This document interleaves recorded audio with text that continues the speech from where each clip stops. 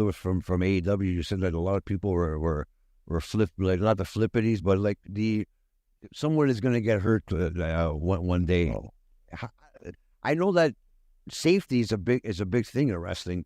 Do you think it's getting a little bit better in AEW, or do you think they're going down that dark road?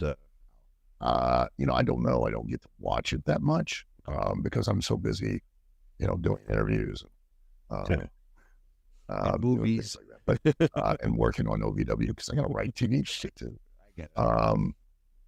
But I think that it's not a matter of safety because it is a matter of safety, but it's trying to instill in the performers that that an audience doesn't buy a ticket to see what you can do. They buy a ticket to see who you are and why you're doing it.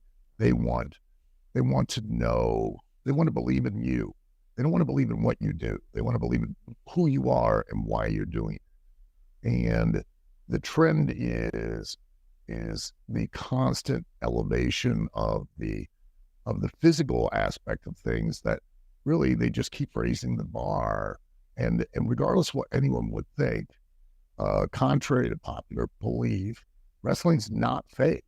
It's not fake at all. The only thing that's not real, if you want to say, is that the outcome is already decided before we go to the ring. That's it. Everything else physically is quite real, and it all hurts. And there is always a percentage of a chance that those young men and women that are in that ring can end up with a life-altering or life-ending injury. Not just where they're like, going to be hurt or break a bone, like they could die. And when you base everything that you do psychologically on the interaction with the audience via the vehicle of physical action, then what happens is your audience becomes jaded very quickly. And you've got to constantly raise the bar, which they're doing. And they're raising the bar exponentially, creating more and more of a physical risk that would possibly create the opportunity for someone to really suffer a terrible tragedy. And you do see a lot more propensity of that in AEW than you do anywhere else. And, I know that you're referencing that quote or that statement I made on Vince Russo's podcast. Yeah.